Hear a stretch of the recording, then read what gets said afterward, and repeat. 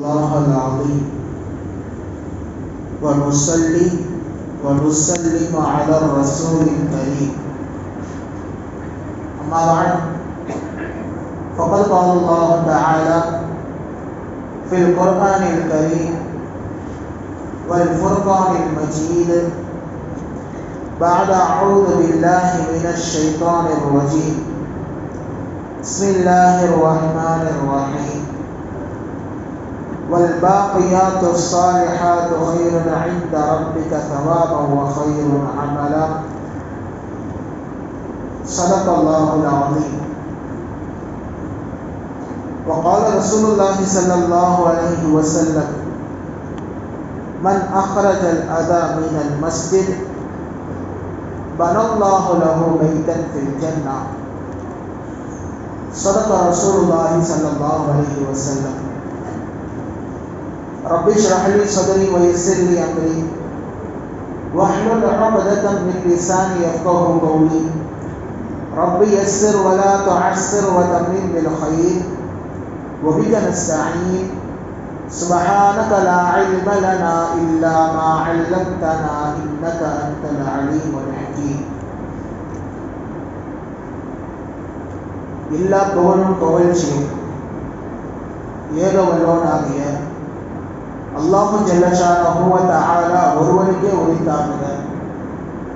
கண்மணி நாயகம் முஹம்மது ரசூலுல்லாஹ் ஸல்லல்லாஹு அலைஹி வஸல்லம் அவர்களின் மீதும் அன்னாரது அடிச்சுவடுகளை அப்படியே பின்பற்றி நடந்த சத்திய சஹாபாக்கள், தாபிஈன்கள், தபஉ தாபிஈன்கள், ஹுஃபால்கள், ஷுஹதாக்கள், நல்லோர்கள், பெரியோர்கள் என இந்த உம்மத்தினர்களாகிய நாம் அனைவரின் மீதும் எல்லாம் வல்ல அல்லாஹ்வின் நல்லருள் என்றென்றும் நிறைவாக உண்டாவதாக.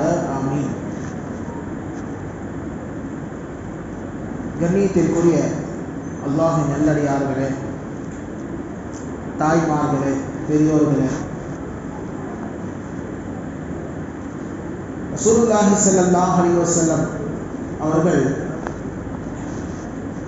நமக்கு ஒரு சில விஷயங்களை சொல்லியிருக்கின்றார்கள். அதாவது ஒரு சில விஷயங்கள் ஏற்படுவதற்கு முன்னால் உங்கள் அமல்களை நீங்கள் விரைவுபடுத்துங்கள், உங்களை நன்மைகளில் நீங்கள் போட்டி போட்டுக் கொள்ளுங்கள் என்பதாக ரசூலுல்லாஹி ஸல்லல்லாஹு அலைஹி வஸல்லம் அவர்கள் சொல்லி காட்டுகிறார்கள். ஏனென்றால் ஒரு 7 விஷயங்கள் இருக்கின்றது. அந்த 7 விஷயங்கள் எப்பொழுது நடக்கும் என்று சொல்லி யாருக்கும் தெரியாது. எப்பொழுது வேண்டுமானாலும் அந்த 7 விஷயங்கள் நடக்கலாம்.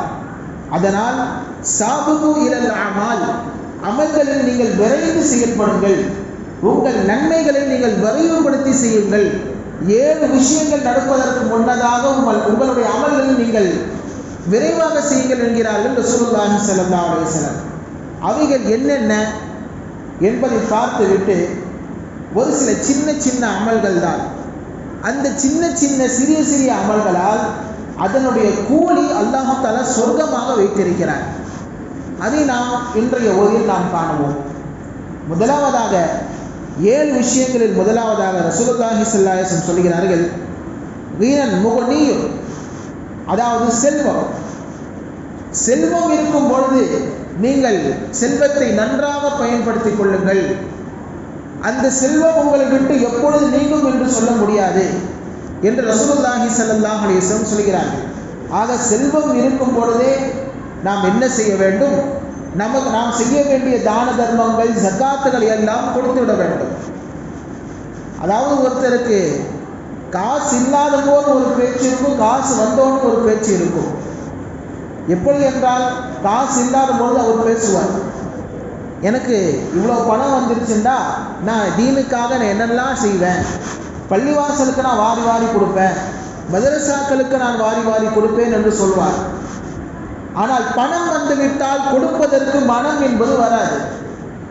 அதை தான் நீங்கள் ரசூலுல்லாஹி ஸல்லல்லாஹு அலைஹி வஸல்லம் சொல்லி காட்டுகிறார்கள். பணம் இருக்கும்போது அதை நாம் பயன்படுத்த வேண்டும்.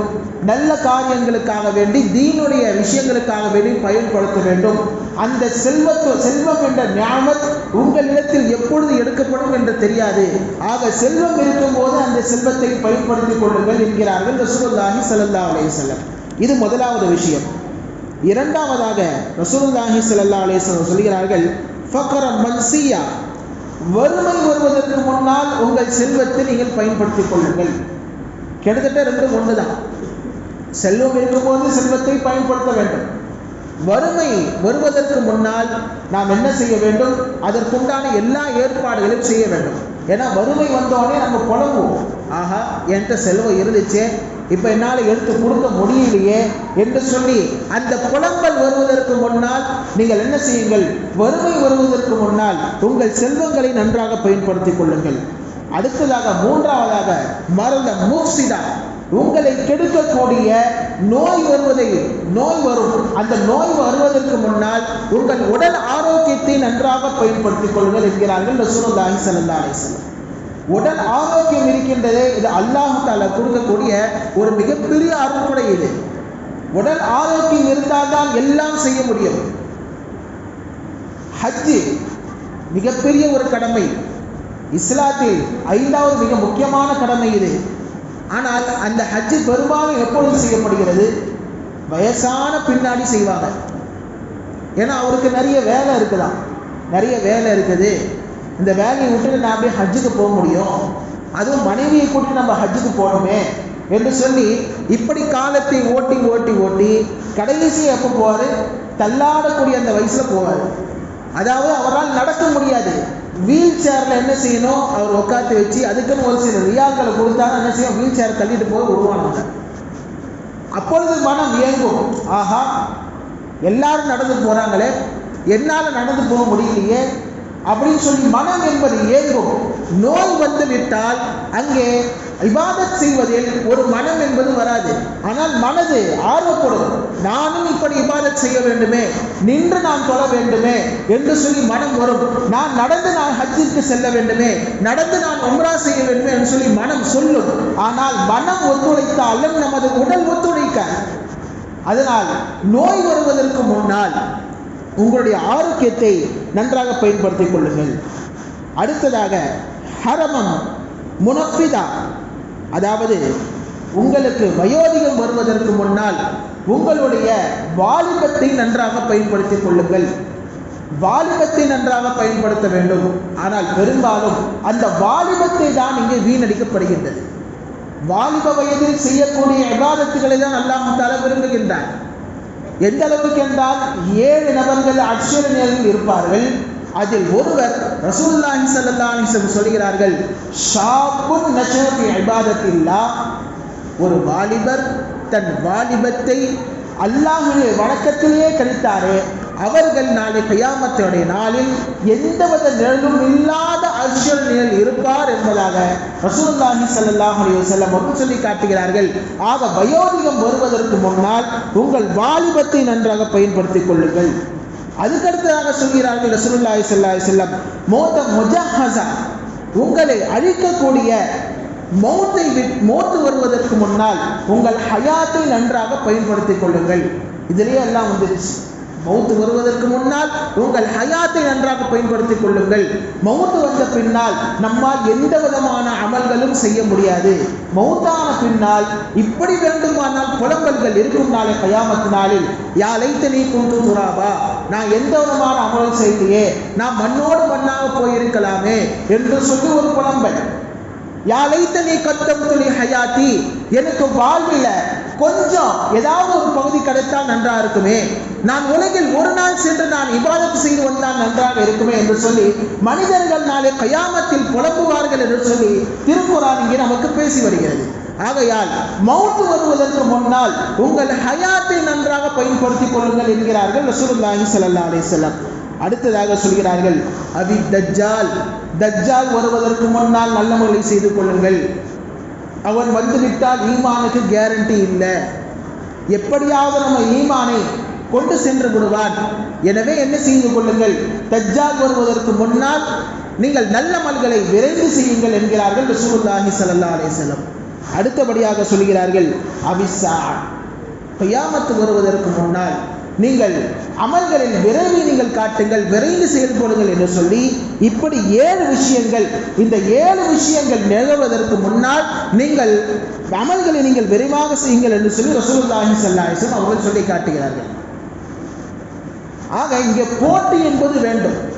அமல் செய்வதில் ஒரு போட்டி, ஒரு விரைவு வேண்டும். நமக்கு போட்டியில் அங்கே இருக்கு, தீமைகளில் இருக்குது. எப்படி தீமையில்? பக்கத்து வீட்டில் டிவி வாங்கினாலும் நாமளும் டிவி வாங்கி போடணும். வீட்டில் அவங்க வீட்டில் 25 இன்ச் வாங்கி போட்டாங்களா, நாம் 36 இன்ச்சாக வாங்கி போடணும். அல்லது 42 வாங்கி போட்டாங்களா, 52 வாங்கி போடணும். டிவி வாங்குவதில் ஒரு போட்டி, அல்லது திருமணத்தை நடத்துவதில் ஒரு போட்டி. அவர் 50,000 ரூபா செலவு செஞ்சு திருமணம் வச்சாரா, நான் 1 லட்ச ரூபா செலவு செய்வேன். அல்லது 5 லட்சம் செலவு செஞ்சாரா, நான் 10 லட்சம் என்ன செய்வேன் செலவு செஞ்சு ஜாப்ஜா என்ன செய்வேன் கல்யாணத்தை நடத்துவேன் சொல்லி இப்படி தீமைகளில் போட்டி இருப்பதை தவிர நன்மைகளில் நம்மிடத்தில் போட்டி என்பது இல்லை என்பதை நாம் இங்கே பார்க்கிறோம். அது ஒரு சில சின்ன சின்ன அமல்கள், இதில் நாம் போட்டி போட வேண்டும். எல்லாம் ரொம்ப லேசுதான். எல்லா அமல்களும், நான் சொல்லக்கூடிய அனைத்து அமல்களும் நீங்கள் செய்யலாம். அதற்குண்டான கூலி ரசூலுல்லாஹி ஸல்லல்லாஹு அலைஹி வஸல்லம் சொல்வது சொர்க்கம். சொர்க்கத்தில் ஒரு அழகான மாளிகை அல்லாஹ் தஆலா தருகிறார். சொர்க்கம் எப்படிப்பட்டது?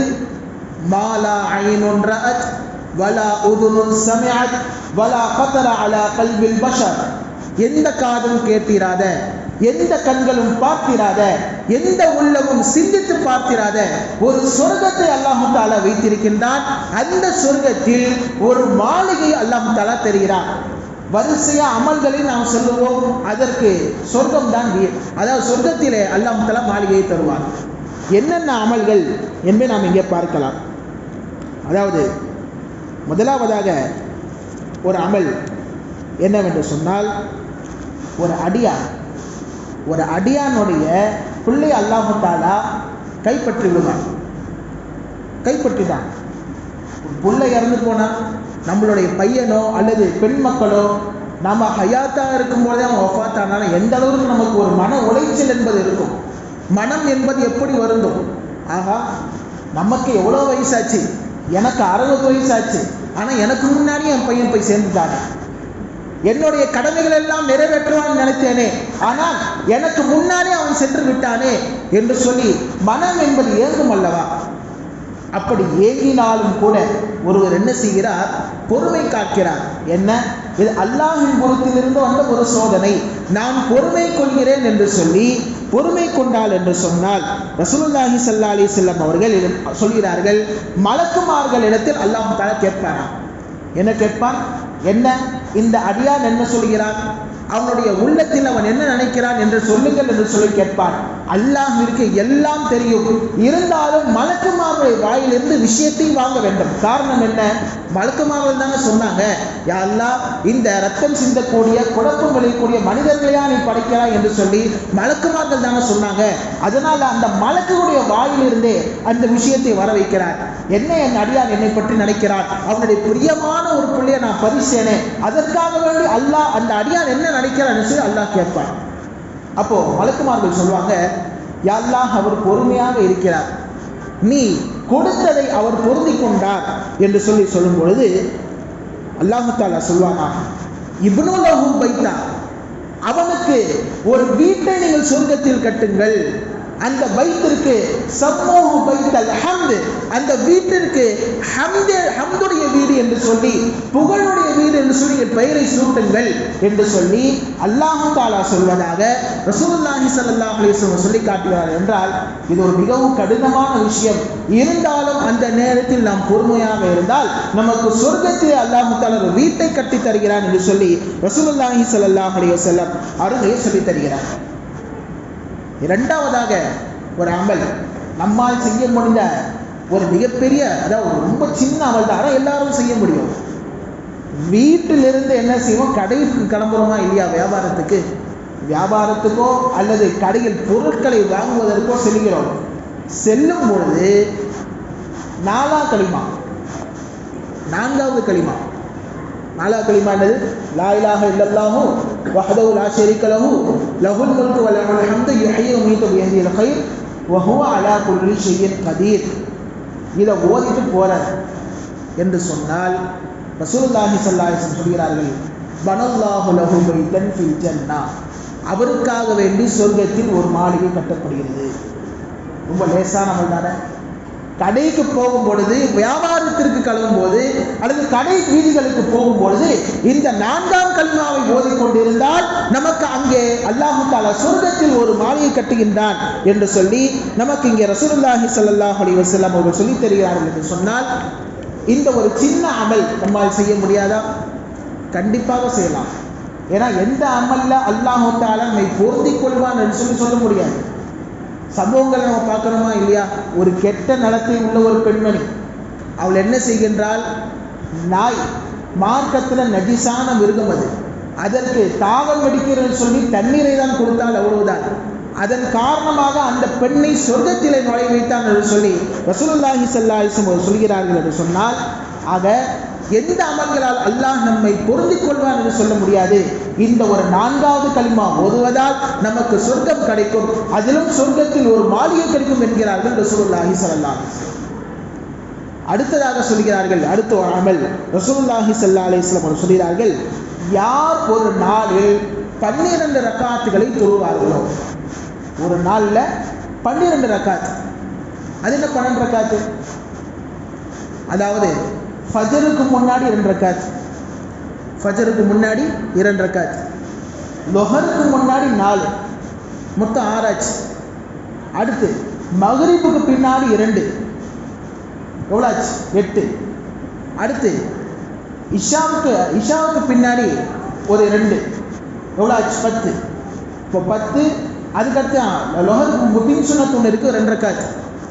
மொத்தம் அசர் வந்து கைர மோக்கலா, அசர் வந்து முன் சுன்னத்தை கைர மோக்கலா, இது வந்து சுன்னத்தை மோக்கதா. ரசூலுல்லாஹி ஸல்லல்லாஹு அலைஹி வஸல்லம் செய்த விடாமல் செய்த சுன்னத்துகள் இது. இப்போ லொஹருக்கு முன்னர் 4, லொஹருக்கு பின்னர் 2, 6, ஃபஜருக்கு முன்னர் 2, மக்ரிபுக்கு பின்னர் 2, இஷாவுக்கு பின்னர் 2, ஆக மொத்தம் 12 ரக்காத்துகளை யார் வழமையாக தொழுது வருவார்களோ ரசூலுல்லாஹி ஸல்லல்லாஹு அலைஹி வஸல்லம் சொல்கிறார்கள், பனல்லாஹு லஹு பைத்தன் ஃபில் ஜன்னah, அவருக்காக வேண்டி அல்லாஹு தஆலா சொர்க்கத்தில் ஒரு மாளிகை கட்டுகின்றான் என்று சொல்லி இங்கே நாம் ஹதீஸ்களில் பார்க்க முடியும். இது எப்பயுமே நம்ம செய்யக்கூடிய அமல்கள் தான். ஆக இந்த அமல் செய்தால், ஒரு தடவை 2 தடவை செய்தால் பத்தாது, தொடர்ந்து அந்த அமல்கள் இருக்க வேண்டும் என்று சொல்லி இங்கே நமக்கு ரசூலுல்லாஹி ஸல்லல்லாஹு அலைஹி வஸல்லம் சொல்கிறார்கள். இன்னொரு அமல் என்ன தெரியுமா? துஹாவுடைய தொழுகை. ரசூலுல்லாஹி ஸல்லல்லாஹு அலைஹி வஸல்லம் ஹதீஸ் சொல்றாங்க, மன் ஸல்லா துஹா 12 ரக்அத்தன், யார் லுஹா தொழுகையில் 12 ரக்காத்துகளை தொழுகிறார்களோ, அதாவது ஒவ்வொரு ரக்காத்துகளும் ஒவ்வொரு படித்திரத்தை அல்லாஹ் தஆலா வைத்திருக்கின்றார். 4 ரக்காத்துகளை தொழுதால் இங்கே காஃபிலீன் என்ற பட்டியலிருந்து நீக்கப்படுகிறார். காஃபிலீன் என்று சொன்னால் அல்லாஹ்வை மறந்தவருடைய பட்டியல், அவருடைய பட்டியல்ல இவருடைய பெயர் சேர்க்கப்படாது. யார் பெயர் சேர்க்கப்படாது? யார் லுஹாவில் 4 ரக்காத்துகளை தொழுகின்றார்களோ அவர்கள் காஃபிலீன் என்ற பட்டியல் வரமாட்டார் என்று சொல்லி ரசூலுல்லாஹி ஸல்லல்லாஹு அலைஹி வஸல்லம் சொல்கிறார்கள். அடுத்ததாக யார் 6 ரக்காத்துகளை தொழுகிறார்களோ அவர் கானித்தீன், உறுதிமிக்கவர் என்பதாக ரசூலுல்லாஹி ஸல்லல்லாஹு அலைஹி வஸல்லம் சொல்கிறார்கள். 8 ரக்காத்துகளை யார் தொழுகிறார்களோ மினல் ஃபாயிஸீன், வெற்றியாளர்களில் எழுதப்படுவார் என்று சொல்லி ரசூலுல்லாஹி ஸல்லல்லாஹு அலைஹி வஸல்லம் சொல்கிறார்கள். கடைசியாக யார் 12 ரக்காத்துகளை லுஹாவுடைய தொழுகையை தொழுவார்களோ பனல்லாஹு லஹு பைத்தன் ஃபில் ஜன்னah, அவருக்கு சொர்க்கத்தில் அல்லாஹ் தஆலா வீட்டை கட்டுகின்றான் என்று சொல்லி நமக்கு இங்கே ரசூலுல்லாஹி ஸல்லல்லாஹு அலைஹி வஸல்லம் சொல்லி காட்டுகிறார்கள். ஆக இதுவரைக்கும் நாம் துஹா தொழாமல் இருந்திருக்கலாம், இனியாவது வரக்கூடிய காலத்திலாவது இன்ஷா அல்லாஹ் துஹாவுடைய பழக்கத்தை நாம் கொண்டு வர வேண்டும். எப்போ துஹா தொழணும்? டைமிங் என்ன? ஒரு 9-10 மணிக்கு காலையில். இது துஹாவுடைய நேரம். அந்த நேரத்தில் நம்மால் முடிந்த அளவுக்கு 4, 6, 8, 10, 12 எவ்வளவு தொழுதோமோ அவ்வளோ நன்மை கிடைக்கும். 12 அதிகபட்சம். அதை தொழுதால் அல்லாஹ் தஆலா நமக்கு கொடுக்கக்கூடிய கூலி சொர்க்கத்தில் அல்லாஹ் தஆலா வீட்டை தருகின்றான் என்று சொல்லி நமக்கு இங்கே ரசூலுல்லாஹி ஸல்லல்லாஹு அலைஹி வஸல்லம் அவர்கள் சொல்லி காட்டுகின்றார்கள். அது மட்டுமல்ல, யாரிடத்தில் இந்த 4 தன்மைகள் இருக்குமோ, யாரிடத்தில் இந்த 4 தன்மைகள் இருக்குமோ அவர்களுக்கு அல்லாஹ் தஆலா சொர்க்கத்தை தருகின்றார். என்ன 4 தன்மைகள்? ஹதீஸில் வருகிறது, மன் கான இஸ்மத்து அம்ரிஹி லா இலாஹ இல்லல்லாஹ், யார் அவருடைய காரியத்தில் ஒவ்வொரு காரியமும் செய்யும் பொழுது அவர் கலிமாவை முன்னிறுத்தி தான் செய்கிறார், அவர் செய்யக்கூடிய நோக்கம் எல்லாம் அல்லாஹ் ஒருவனாகத்தான் இருக்கிறது என்ற ஒரு தன்மை உடையவர். இரண்டாவதாக ரசூலுல்லாஹி ஸல்லல்லாஹு அலைஹி வஸல்லம் சொல்கிறார்கள், இதா அஸாப தம்பன் அஸ்தக்ஃபிருல்லாஹ், அவர் ஏதாவது ஒரு பாவத்தை செய்து விட்டால் இப்படி சொல்கிறார், அஸ்தக்ஃபிருல்லாஹ் சொல்கிறார். இது அவருடைய தன்மை. அதாவது எதை செய்தாலும் அல்லாஹை முற்படுத்துகிறார், ஒரு தன்மை. இரண்டாவது, எந்த பாவத்தை செய்தாலும், ஒரு பாவத்தை செய்து விட்டோமா மனம் வருந்துகிறது, மனம் வருந்தி என்ன செய்கிறார், அஸ்தக்ஃபிருல்லாஹ், யா அல்லாஹ் இந்த பாவத்தை செய்து விட்டேன், இந்த பாவத்தின் மூலமா என்னை பிடித்து விடாது என்று சொல்லி அல்லாஹ்வுடன் தௌபா கேட்கிறார். மூன்றாவதாக இதா ஆதா நிஅமத்தன் அல்ஹம்துலில்லாஹ், அல்லாஹ் தஆலா அந்த மனிதருக்கு என்ன செய்கிறான், ஒரு நியாமத்தை, ஒரு அருள்கொடையை தந்தால் அதற்கு அவர் என்ன சொல்றாரு, ஒரே ஒரு வார்த்தை தான் சொல்றாரு, அல்ஹம்துலில்லாஹ்னு சொல்றாரு. அல்ஹம்துலில்லாஹ்னா எல்லா புகழும் இறைவனுக்கே என்று சொல்லி அல்லாஹ்வை புகழுகிறார். இந்த தன்மை யாரிடத்தில் இருக்கிறதோ, இதா அஸாப முஸீபத்தன், அதே போன்று அந்த மனிதருக்கு ஏதாவது ஒரு துன்பமோ சோதனையோ வந்துவிட்டால் இன்னா லில்லாஹி வ இன்னா இலைஹி ராஜிஊன், என்ன அர்த்தம், நாம் அல்லாஹ்விடத்திலிருந்தே வந்தவர்கள், மீண்டும் அல்லாஹ்விடமே நாம் திரும்பவும் செல்லக்கூடியவர்கள் என்று சொல்லி எந்த ஒரு முசீபத் ஏற்பட்டாலும் இன்னா லில்லாஹி வ இன்னா இலைஹி ராஜிஊன் சொல்கிறார். என்ன நல்லது கிடைத்தாலும் அல்ஹம்துலில்லாஹ் என்று சொல்கிறார். பாவம் செய்துவிட்டால் அஸ்தக்ஃபிருல்லாஹ் என்று சொல்கிறார். எந்த காரியத்தை செய்தாலும் அல்லாஹை முற்படுத்துகிறார் என்று சொன்னால் ரசூலுல்லாஹி ஸல்லல்லாஹு அலைஹி வஸல்லம் சொல்கிறார்கள், பனல்லாஹு லஹு பைத்தன் ஃபில் ஜன்னah, அவருக்காக வேண்டி சொர்க்கத்தில் ஒரு மாளிகையை நான் கட்டுகிறேன் என்று சொல்லி அல்லாஹ் தஆலா சொல்வதாக ரசூலுல்லாஹி ஸல்லல்லாஹு அலைஹி வஸல்லம் சொல்லி காட்டுகிறார்கள். இதெல்லாம் நம்ம செய்ய முடியாத அமல் தானே. அல்லாஹ் ஒரு பொருளை கொடுத்தா அல்ஹம்துலில்லாஹ். முசீபத் என்று வந்துவிட்டால் எந்த அளவுக்கு என்று சொன்னால் ரசூலுல்லாஹி ஸல்லல்லாஹு அலைஹி வஸல்லம் சொல்கிறார்கள், வீட்டில் கரண்ட் போயிடுச்சு, கரண்ட் போவதும் ஒரு சோதனை தான். கரண்ட் போனாலும் அங்கே இன்னா லில்லாஹி வ இன்னா இலைஹி ராஜிஊன் என்று நாம் சொல்ல வேண்டும். ஏன்னா அல்லாஹ் எடுத்துதால அது நியாமத்தை திருப்பி கொடுத்தா அல்ஹம்துலில்லாஹ் என்று சொல்லக்கூடிய அந்த ஒரு பழக்கம் என்பது வர வேண்டும். இப்படி தன்மைகள் இருப்பவர்களுக்கு அல்லாஹ் தஆலா என்ன செய்கின்றான், சொர்க்கத்தில் வீட்டை கட்டுகின்றான் என்று சொல்லி நமக்கு இங்கே ரசூலுல்லாஹி ஸல்லல்லாஹு அலைஹி வஸல்லம் அவர்கள் சொல்லி தருகிறார்கள். அடுத்ததாக ரமலான் மாசத்தில் இருக்கிறோம். ஹதீஸில் வருகிறது, மன் சஜத சஜதத்தன் வாஹிதன் ஃபீ ரமதான், யார் இந்த ரமலானுடைய மாதத்தில் ஒரே ஒரு சஜதாவை செய்வார்களோ, எவ்வளோ சஜதா, ஒரே ஒரு சஜதா. நம்ம எவ்வளோ சஜதா செஞ்சுருப்போம் தொழுகையிலும் சரி அல்லது தராவியில் தனியாக சஜதா ஆயத்துகள் என்று வருகிறது. இப்போ எவ்வளோ சஜதா நம்ம செஞ்சுருக்கோம். இப்போ இந்த ரமலானுடைய மாதத்தில் யார் அல்லாஹ்விற்காக வேண்டி ஒரு சஜதாக்களை செய்கிற, ஒரு சஜதாவை செய்வார்களோ ரசூலுல்லாஹி ஸல்லல்லாஹு அலைஹி வஸல்லம் சொல்கிறார்கள், அவருக்கு 1500 நன்மைகள் எழுதப்படுகின்றது, 1500 பாவங்கள் மன்னிக்கப்படுகின்றது, சொர்க்கத்தில் 1000 அந்தஸ்துகள் எழுதப்படுகின்றது. அது மட்டுமல்ல, வபனல்லாஹு லஹு பைத்தன் ஃபில் ஜன்னah, சொர்க்கத்தில் அவருக்காக வேண்டி வீட்டை அல்லாஹ் தஆலா ஒரு மாளிகை கட்டுகின்றான் என்று சொல்லி ரசூலுல்லாஹி ஸல்லல்லாஹு அலைஹி வஸல்லம் சொல்கிறார்கள். ஆக இதுவெல்லாம் ஒரு சிறிய சிறிய அமல்கள். இந்த சிறிய அமல்களை வைத்து நாம் என்ன செய்ய வேண்டும், நமது மீசான் தராசுடைய எடையை நாம் அதிகப்படுத்த வேண்டும் என்று சொல்லி இங்கே நமக்கு ரசூலுல்லாஹி ஸல்லல்லாஹு அலைஹி வஸல்லம் சொல்கிறார்கள். இந்த சின்ன அமலெல்லாம் செஞ்சுட்டு பெரிய அமல் விட்டுடலாமா, அப்படி செய்யக்கூடாது.